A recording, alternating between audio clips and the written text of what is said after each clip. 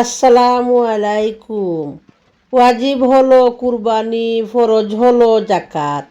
উচিত কথা বললে মানুষের মনে লাগবে আঘাত।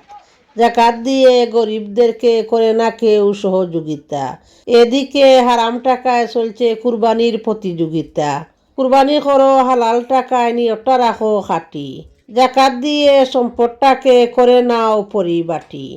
কুরবানির মাংস 3 ভাগ করা মুস্তাহাব, একেবারে ফরজ নয়। তবে সুন্নত মেনে সঠিক করে বন্টন করলে ভালো হয়। 1 ভাগ রাখবেন নিজের জন্য, 1 ভাগ আত্মীয় স্বজন, আর 1 ভাগ গরিব দুঃখীর মাঝে বিলিয়ে দিয়ে ইমানটা পরিশুদ্ধ করে নিবেন। কারো হক টকিয়ে বন্টন করবেন, বাড়াবেন না জটিলতা।